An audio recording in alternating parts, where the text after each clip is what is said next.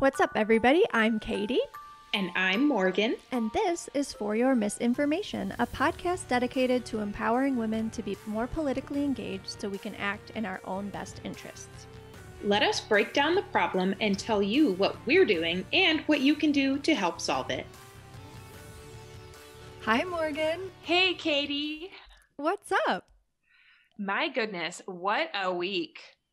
What a week. Yep. Oh my goodness. I normally would ask, how are you? But nobody can answer that question right now. I'm exhausted. We are recording this the Friday after Election Day. And yes. Yeah. We don't know what happened, but we're happy about it. Yeah, I think we're happy. I mean, to me, I've been first things first, did Stacey Abrams single-handedly save America? It's Probably. certainly possible. She put the entire team on her back and just overperformed, and I don't know. Tomorrow we'll release our episode from February about her entitled What Would Stacey Abrams Do? And that's an evergreen title. That is every morning we should all be waking up and saying to ourselves, what would Stacey Abrams do? And then do that. I downloaded, you know how she writes under the pseudonym of Selena Montgomery? Oh, yeah. I downloaded a Selena Montgomery book today, the audiobook. Gosh. She What doesn't a good read idea. it. Thank you. Yes, because I know. I'm super excited. She has another serious book, but this one's true crime. It's good. Well, so far it's good. Yeah, that's such a great idea. Let's buy all of Stacey Abrams' books or Selena Montgomery's books to fund her existence so that she can just keep doing what she does because she needs a paycheck. Yeah, and there's definitely some good lessons to be learned from Stacey Abrams literature. I'm sure. Even though it's about a murder, I bet there's, themes. Depending on who you ask, so is the founding of this country and America. So yeah, I'm here for it. So as of 4 a.m. this morning, it really looks like Joe Biden is going to take control of the Electoral College. He'll have more than 270 electoral votes. As of now, I mean, we're recording at almost 8 p.m. I don't think any news outlets have called the race except for maybe Decision Desk HQ, which is not I don't know. I don't really get excited about it till the Associated Press says it's true. And it seems kind of dangerous that they're letting it go on this long without calling it, because it just leaves a lot of room for the crazy people with guns outside the ballot counting places to be, I don't know, it just gives them more legitimacy, but yeah, whatever. I don't know. Yeah, can we talk about some of the hypocrisy there? I mean, these protests to stop counting votes. This is some wild shit.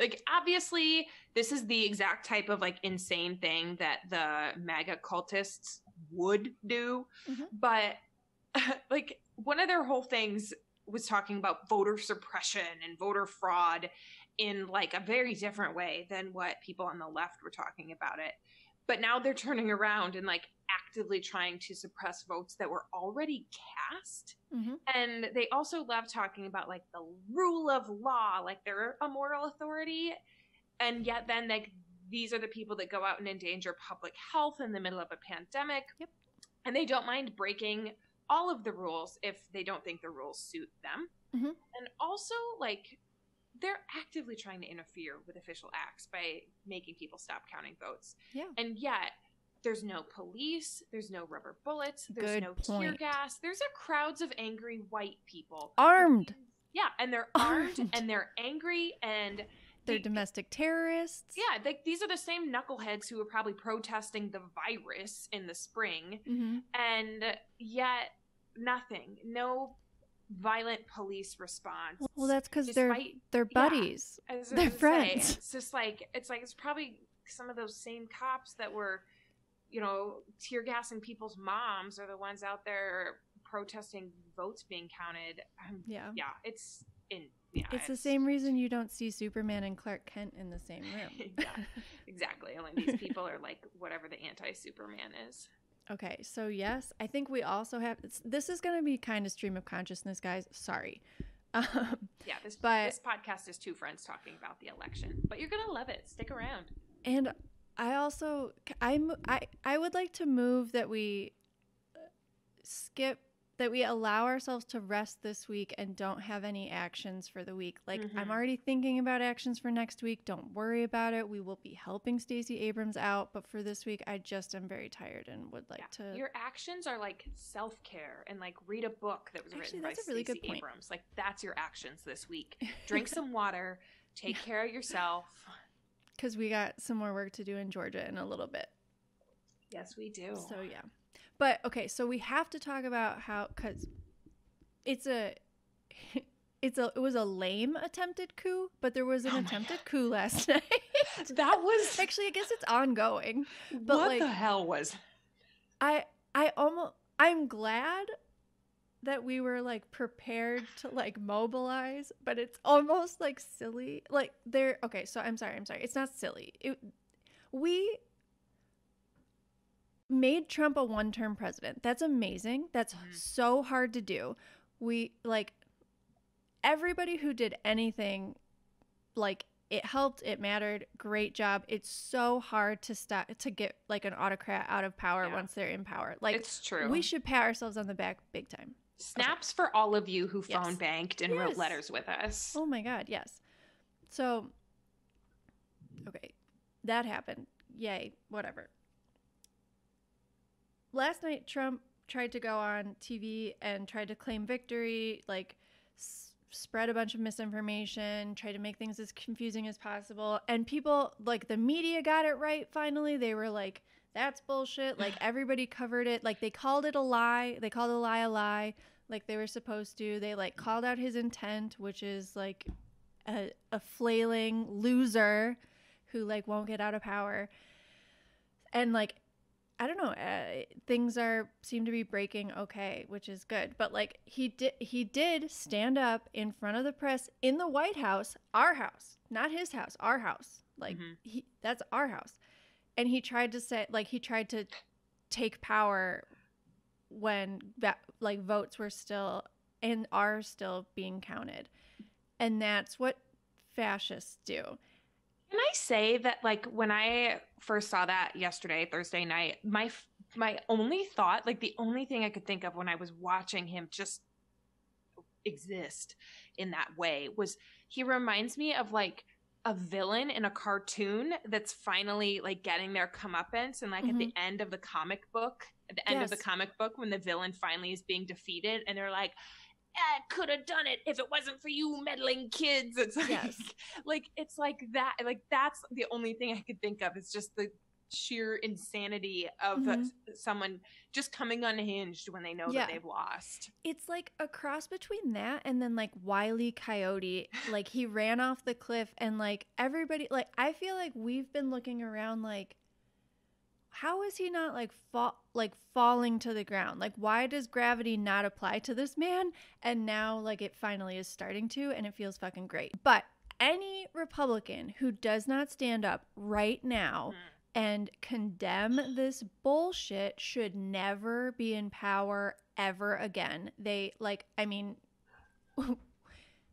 Do we need any more confirmation of this? But Mitch McConnell declined to comment on his attempted coup. Ted Cruz and Lindsey Graham are defending it. Like, these people don't deserve to be elected officials. No, they really don't. Like, it's not even country over party. It's not even a country over party situation anymore. It's like a country over corruption or logic over sanity.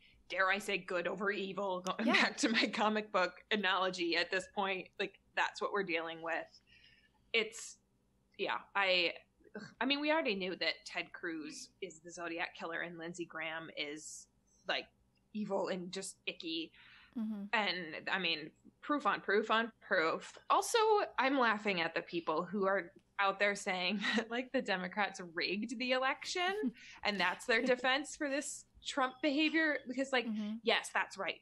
The election was rigged, and yet we didn't kick out Mitch McConnell, and we let a football coach like get elected over Doug Jones in Alabama. Yeah, sure, Jan. We rigged it. We wanted that. Did you listen to the most recent My Favorite Murder? No, I haven't. I'm very behind on most of my podcasts. Because I just learned, I think from it, that Doug Jones is like a civil rights hero.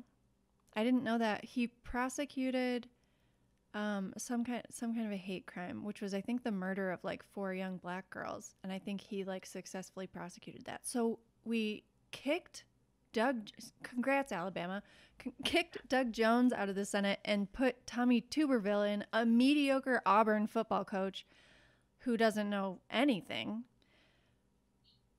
So we rigged it to get Joe Biden in the White House, but lose seats in the House and not take a majority in the Senate, which like totally, or not totally, but like kind of neuters Joe Biden's like ability to pass a lot of stuff. I mean, Mitch McConnell, like, all right, we'll get into it more later, but the control of the Senate depends on what happens in the 2 runoffs in Georgia for the 2 Senate seats there, which, and we've talked about this before, David Perdue and Kelly Loeffler are pieces of shit. Like, they're insider trading, like corrupt as fuck. They don't deserve to be in Congress. And Raphael Warnock was endorsed by Stacey Abrams, like immediately.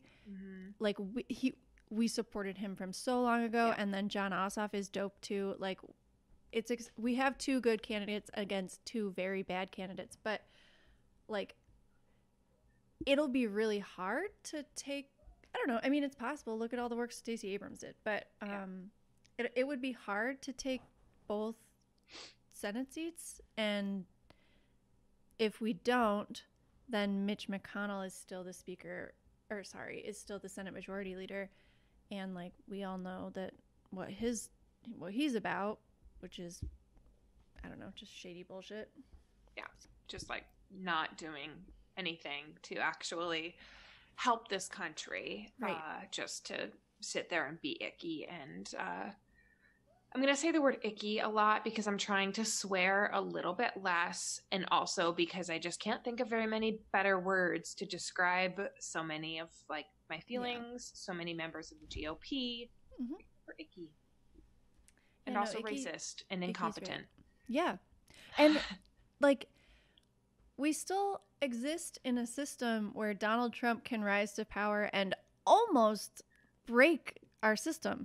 So we have to fix this racist, incompetent system and like put some laws in place, instead of norms and stuff. And there's a lot of other work to do, including getting rid of the Electoral College. But like, I don't know. My takeaways are, yes, somehow almost 70 million Americans like saw what happened in the last 4 years and were like, sign me up for 4 more years of that. Right. Yeah. Like, I honestly, I memean, we already knew that there were a lot of racists, but like, holy shirt balls, there are so many more than I ever thought. Like, honestly, it's insane how many people still voted for Donald Trump. And like, I don't know what the answer is. I don't know how to make white people less racist. But we could maybe fix the racist systems that allow those white voices to have all that power. Like, that would be a start. The Electoral College, we've said it before, it was created to give white people more say in elections than BIPOC, and it works. Like, like people of color, their vote counts less because that's how it was designed a whole bunch of decades ago. And it needs to go. And it still works that way. California is, I think, 38% white. They get 2 senators. Wyoming is like 100% white. They get 2 senators. Like, those people in Wyoming, I don't know. It's just that it's a mess. Yeah. One thing that's been really bothering me,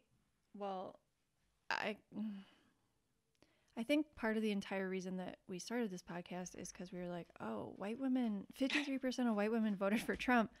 That's a problem. Let's try and do better. And that didn't work at all. Yeah. It didn't. And it's so frustrating. And like, especially like as a white person, I own it. Like, I know that this is on me. This is on us. Like, white folks bear the blame for things being this close. The fact that it wasn't just an absolute blowout with Biden winning is because of white people. And like, I am not going to blame any like Black, Indigenous, person of color. They are not to blame for not feeling inspired to go to the polls or to vote for a Democrat. Democrats have broken a lot of promises. Black women like Stacey Abrams and millions of others are literally saving our asses, but the burden is on white folks. Like, it's our fault. I heard a lot of talk today, especially I guess today and yesterday, about like the Cuban Americans in Miami-Dade County. And it's like, why are we even bothering? Like, those people have been through trauma and they're being manipulated, like, to think that Joe Biden is socialism, and like, they're victims also. Why are we blaming them for Florida when like white people are the people who vote for Trump? Stop. Like, it's we got to talk to our racist family members more. Yeah, exactly. And somebody said it really well. She is a Cuban American. I think she's not a first generation Cuban American, but she said, like, rephrasing it, but it was something like, so many of us, meaning Cuban Americans, have been told to fear the villain, the socialist, communist villain on the left for so long that we completely forgot about the fascist on the right. And that's not their fault.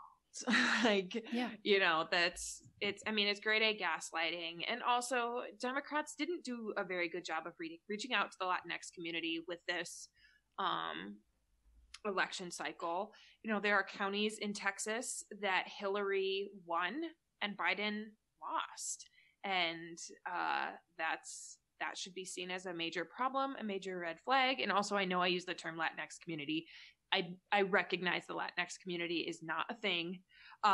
There are big differences in Cuban voters and Puerto Rican voters and Mexican voters and Guatemalans, and a big difference in first generation versus fourth generation Latinx voters, and like, big difference between Latino and Latina voters in Iowa versus New York versus Florida. Like, we get that, but just kind of generalizing, general statement.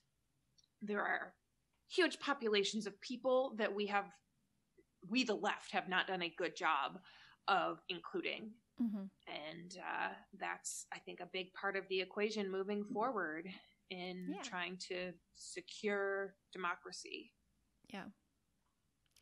Another good thing that happened is, Marie Newman won. She will officially be my representative in Congress. I'm so excited. Basically, the progressive, like the squad, is twice as big now, between Marie Newman getting elected, Cori Bush in St. Louis, Mondaire Jones, and Jamal Bowman.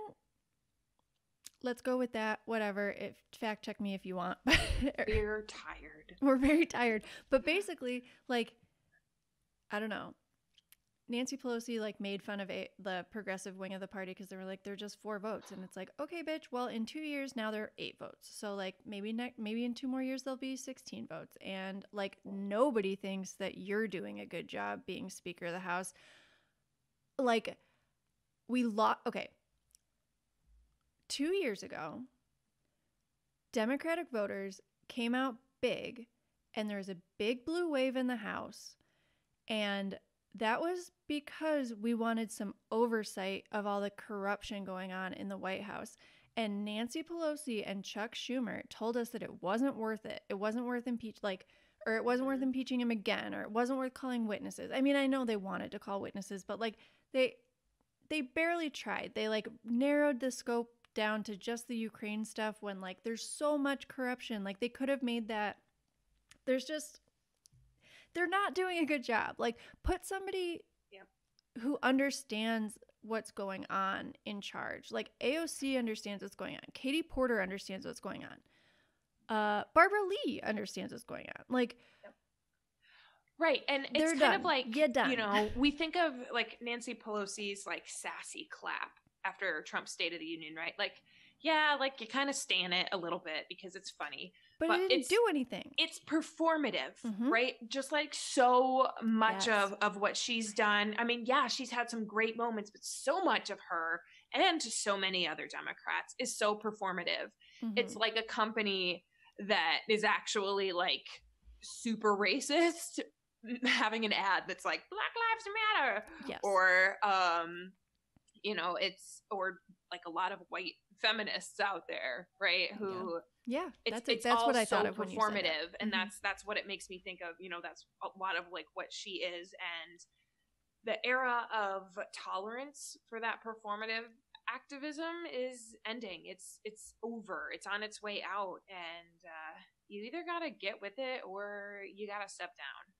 And she's not gonna get with it. No, I think it's too late This to was expect her to get she with had it. time. Yeah. That's Although, enough. you know, like look at Joe Biden and even his progress throughout the last year or year and a half when he first started running, and he was just like so boringly moderate. I don't want to say boring. I want a boring president, but just so moderate that it was like, really, dude? Like, really? And, you know, policy wise, he's come a long way. And obviously, I hope that's not just performative to try to get some of that progressive vote. We'll see. But it seems like I don't know. I guess I don't want to get my hopes up, but it seems like he gets it. Mm-hmm. I like to think so anyway. We'll see. Yeah. You know, that's the thing. We're going to find out. We are. All right. I'm going to do sad thing and then happy thing. All right. Sad thing, Susan Collins. Heartbreaking. Oh my God. Yeah. Probably like one of the things that made me the saddest. And it doesn't make any sense either. Like the last time that she was up in the polls over Sarah Gideon was like June or July. It's really sad. I'm sad about it. I guess that's all my thoughts. Yeah. It made me sad too. And I couldn't believe it. I was shocked. I was shocked. I said something about being really surprised to my dad, and he was like, yeah, well, she's broken from the party before. And I'm like, yeah, but like, what? That not enough. Mm-hmm. And he's like, yeah, but enough people like who just don't like Trump wanted to vote Biden and just decided that like she seems like a safe choice. And I was like, that's so frustrating because so much work went into explaining to people why she's not. Mm-hmm. And man, yeah, it's very frustrating. I'm pretty disappointed. Okay, positive. Yeah, let's hear it. Switching to positive. Lots of marijuana amendments or whatever, I don't know, initiatives passed, including like basically there was just like a wide rejection of the war on drugs is what it seemed like, including in Oregon or Portland or somewhere specifically, like decriminalization of all substances or close to it, which is like what they do in Portugal, which if you remember our war on drugs episode is an excellent example of what happens when you use science in your drug policies. Yep. We had a whole episode on this. Go back and listen to it if you haven't. I think we might even have 2 episodes on it. More on this, please. Yes. So that was definitely like a positive. So like recreational marijuana, medical marijuana, and then that like decriminalization thing over on the West Coast, wherever, I forget, but very dope. What else? What are the rest of our takeaways? Oh man, so many takeaways. I mean, so many thoughts. Let's see. Well, the Senate races were expensive as fuck. Okay, yeah, like, and we lost. So much money went into these elections. So much money in these Senate races. It's even more painful when you lose. And it's just, this shit is getting out of control and it needs to be stopped. Like, let's overturn the Citizens United decision. Let's also help Wolfpack achieve their 28th Amendment, like we talked about in the interview with Mike Mineta. Hearts. Get the money out of politics. Like, think of all the good things. Like, make a list of all the good things you can think to use money for. Your schools, your roads, your local health departments, maybe a coronavirus vaccine. Yeah. There's lots of stuff. Like, I guarantee you political campaigns will not make it into the top 100 things that you would like to spend money on if you are like a normal, sane person. I think a lot about what my budget would look like if we weren't in like a constitutional crisis. Like, I didn't have to spend this is so true. percentages of my non-income on like trying to save. Where can I put this $10 to hopefully uphold democracy until November?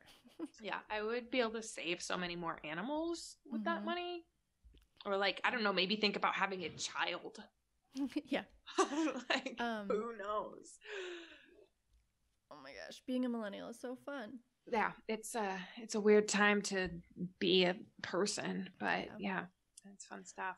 Gen Z, you should get very excited about coming into your adulthood. Oh, it's a lot right now, folks. But I've been waking up at 4 a.m.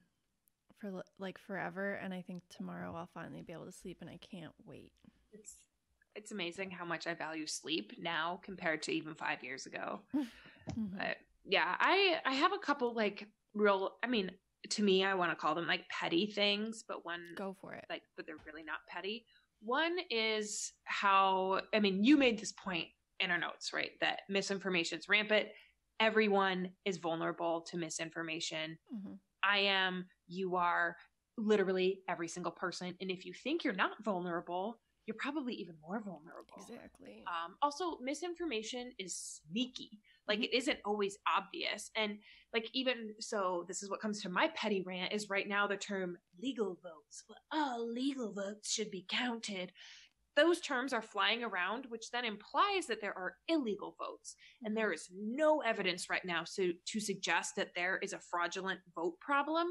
And so I am like, it's petty, but this term, legal votes, I don't think that's petty at all. Maybe it's not. Yeah, I was going to say it shouldn't be considered petty because it should be considered dangerous because it peddles misinformation and implies the belief that there was a lot of voter fraud in this election, which, as we know, voter fraud is incredibly rare. So, and and the other reason that the count is taking so long is because Republicans in those swing states like Pennsylvania refused to allow the counting of mail-in ballots before election day. So they built in this delay so that they could like create doubt and cause confusion. And like, they had the choice to approve, like Florida can start counting their ballots before election day.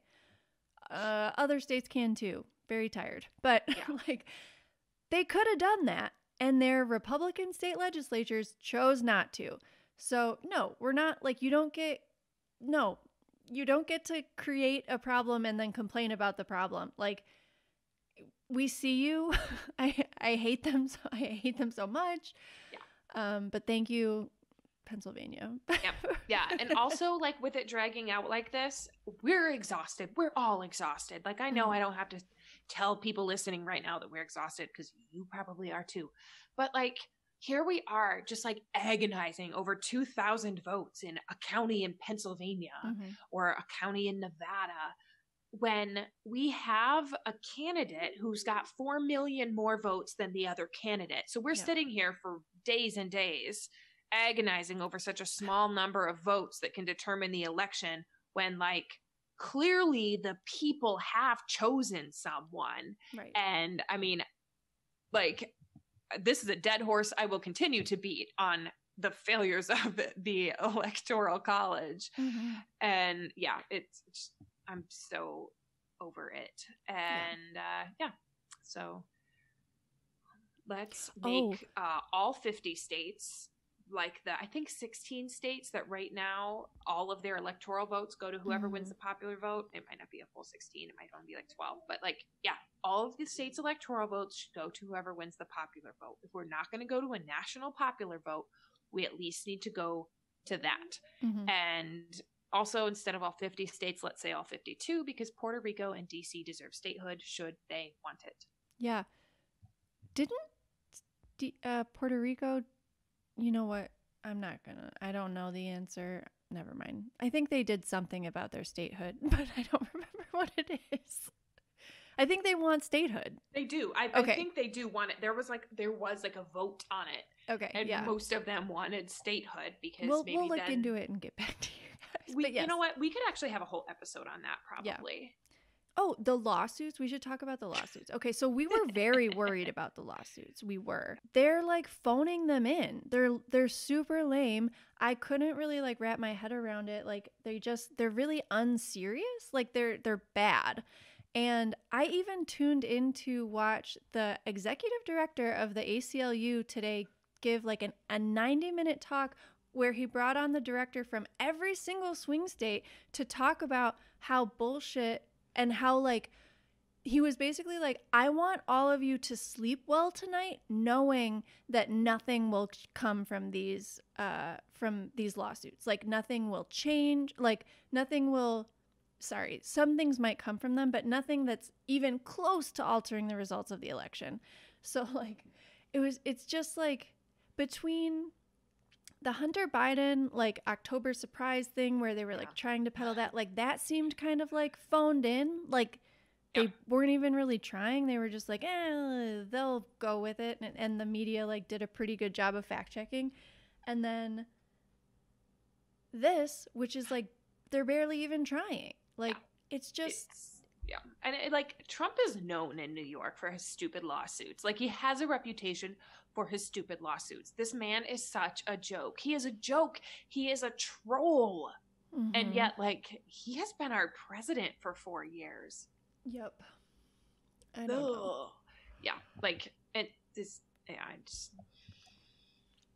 that's another takeaway from the election, that so many more people were willing to vote for literally like a troll. Psychopath. Yeah. It's like you might as well have cast your vote for QAnon. Yes. Oh, and Marjorie Taylor Greene officially going to Congress. So we have at least one avowed Q supporter. Twitter censored literally every tweet that she tweeted on Election Day because it contained misinformation. So, I mean, I'm glad that social media is starting to censor stuff like that, but it's like a little late. But thank you for coming. I hate that we even have to like address or discuss like QAnon at all ever with anything with our politics, because it's a stupid 4chan internet troll. Yes. Why has this had influence? Okay.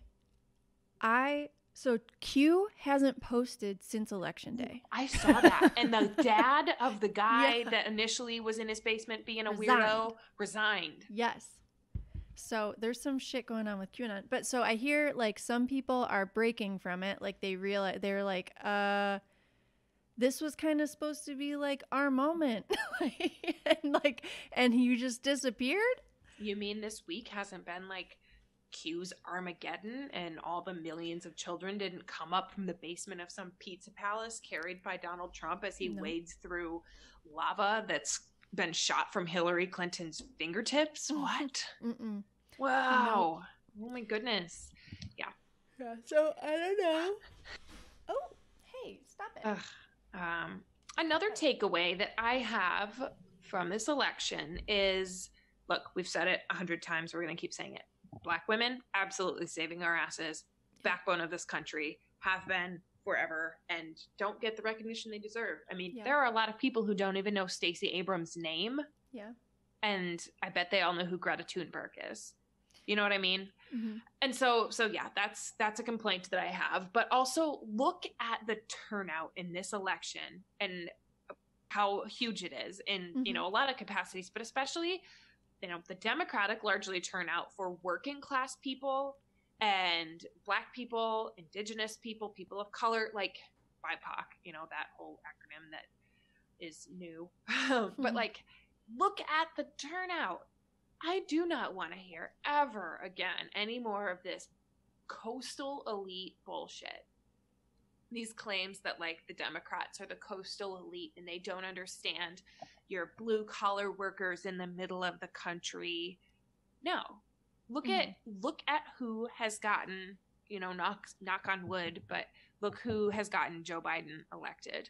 Look who has gotten the progressive movement off the ground. Like, it's not white people, because they're still out there with their heads up their asses. This whole coastal elite thing is it's very frustrating, and like I don't want to hear it anymore. And I hope that people will remember next time they hear some asshole claiming that whole coastal elite, rich people who don't understand the working man. I hope they'll shut that down and say, I don't know, maybe look at who elected Joe Biden, because it sure as hell wasn't a bunch of, rich white people.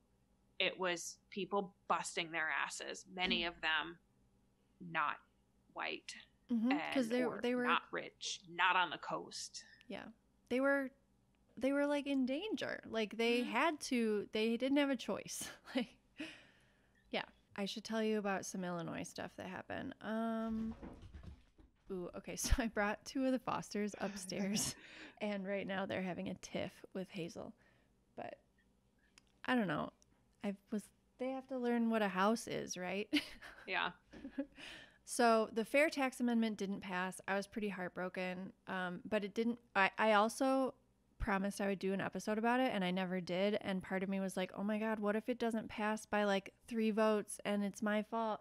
But it didn't pass by 500,000 votes. Yeah.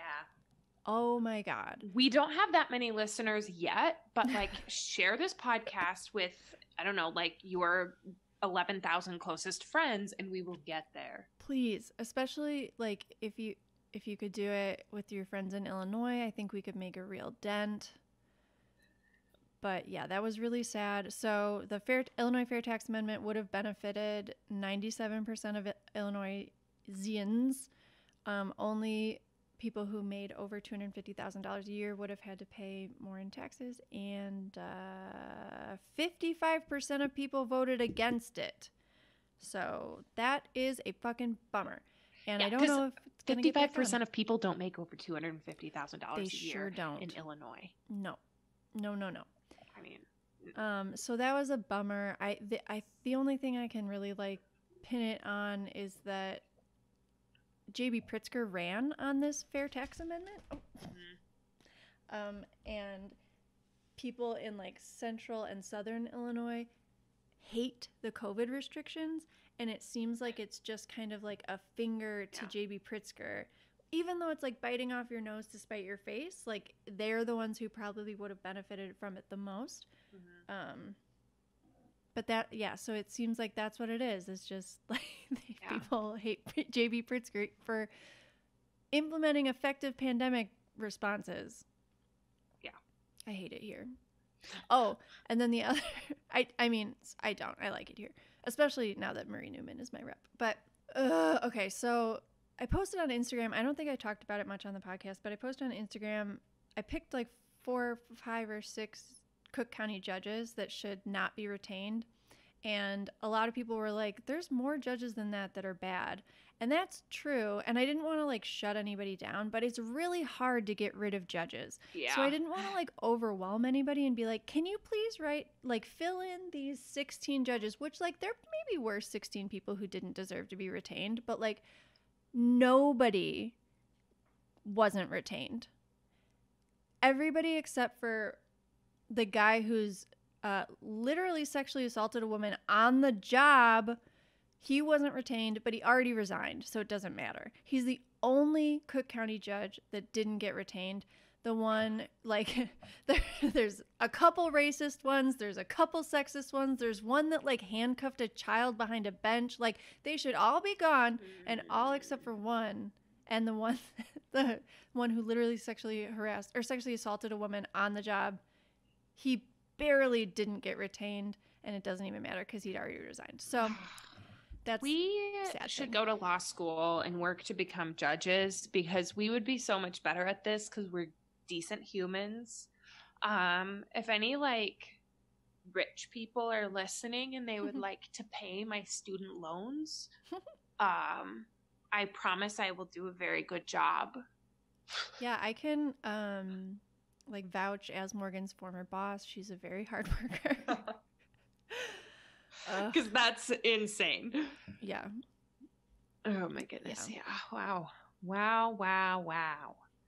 Did anything good or bad happen in Iowa? Not ready to talk about Iowa yet. I'm so disappointed and just so sad. Like, I mean, we knew it was probably unlikely, but at the same time, I really did have my hopes up for Teresa Greenfield getting us rid of Joni Ernst, and it didn't happen. But honestly, like I'm in Des Moines, I'm in Polk County. My Cindy Axne was going to win. She was going to be my rep. Like, that was not a question. But what breaks my heart the most is the eastern side of the state where I'm from. Marionette Miller Meeks is a former the Iowa Medical Society president and a total bitch. Like, I hate just calling women that. I do. She's literally, she's mean. She's awful. I know someone who is a Trump supporter and a Republican, and even she admitted that this woman is not nice. Even she said, oh yeah, she's really hard to work with. And she's a physician who opposes wearing masks during a pandemic.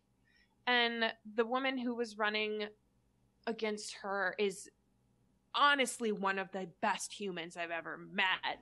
And I'm just like, how do we have this kind of situation going on? Like, come on, Eastern Iowa, figure it out. And then what might have broke my heart even more was Abby Finkenauer. For those who don't know, she's like the youngest person to have ever gotten something passed through the House, and it was for women's health care, supporting women's health and research, which like is near and dear to my heart as a female with a body.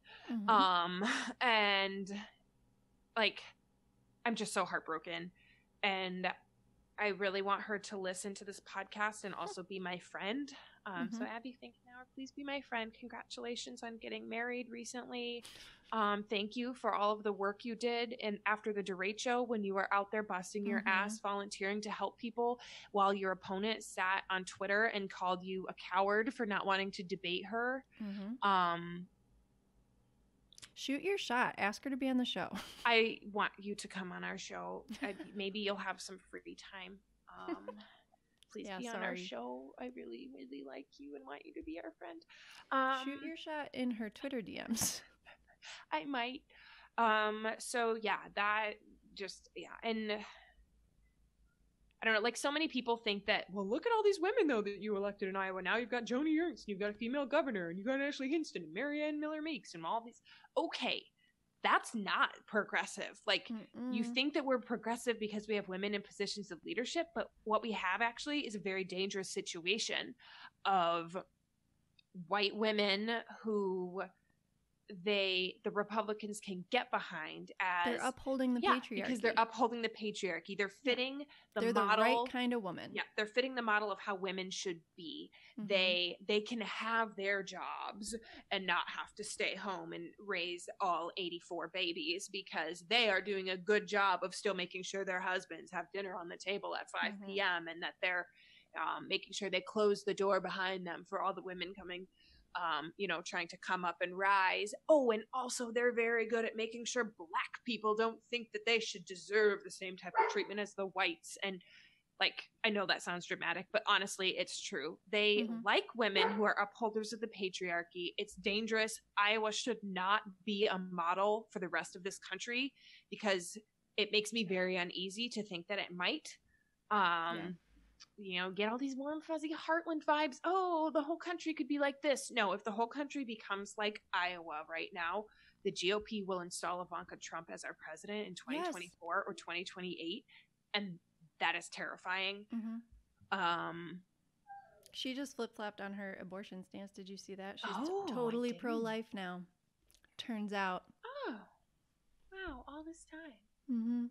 Oh, yeah. So weird. When you don't stand for anything, you can just change your opinion whenever you need to. Yeah. It's amazing how flexible you are when you have no backbone. Yes. So anyway, I love Iowa. I do. But I'm very disappointed in you, Iowa. Maybe in 2022. Oh. Yeah. 2022, we are coming for you. Yes. What else? I mean, ow, sorry, I have a foster on my shoulder. It's not going well. Okay. Look, for people who have our YouTube, Katie's little foster kittens are adorable, and they just run around being cute, but sometimes a little destructive. They do treat me like furniture from time to time. And their claws are very sharp. Mm-hmm. But I don't know. I mean, like, all in all, I'm feeling pretty good. I think I'm going to sleep through the night. Like, I think we have to be, like, on our tiptoes because we have a crazy person as our, like, commander-in-chief president right now who hasn't conceded. Doesn't seem like he will concede. I don't think it's in his personality. No, absolutely not. They're gonna cry corruption and rigging and fraud and all of that. And I think as long as we, like, you know, stand confident in our knowledge that Joe Biden won the election fair and square and we're right and there are more of us and, like, we won't let them steal the election, I think everything's gonna be fine. But it is crazy that, I mean, this past week has been crazy. Yeah. Or not even week, like 3 days, 4 days, whatever. This past 3 or 4 days has been like 6 months. I wish I could, like, find out exactly how many more gray hairs I have because of the last, like, 3 days. Oh my gosh. Yeah, my poor face. Yeah. Like, definitely. But, I don't know. I mean, we did good. The whole reason we started this podcast, we started it on January 20th because that was hopefully a year from inauguration of the new president, and we'll have a new president. Yeah. And then we'll have a bunch of things to talk about and people to hold accountable. And once we're all recovered from this, then we can start looking forward to 2022 after we're through some of the runoffs and, you know, all our work in Georgia. But but, like, because Joe Biden is president, we, like, have the opportunity to keep working on this stuff. You know, it's like a second chance. It's like, oh, now we can handle climate change. Like, Donald Trump and the Republicans don't even acknowledge that that's real. And we're in fucking crunch time to deal with that. And, like, now it's almost like, oh my gosh, thank God there's, like, adults back, like, taking care of stuff. Like, we'll re-enter the Paris Climate Accords. Like, we'll get back. We'll have our shit together. Or, I don't know. It's like a second chance to get stuff right. And I'm very grateful for it. Yeah. And it's like with Republicans holding the majority in the Senate, it's still going to be really hard to make a lot of progress. But if we at least don't backslide further into fascism and into the Gilead type utopia that the GOP holds dearly in their hearts, it's a huge win. Yeah. And so, you know, don't forget your actions this week. Try to get some sleep. Drink some water. Yeah. Like, text your crush. Eat whatever the thing.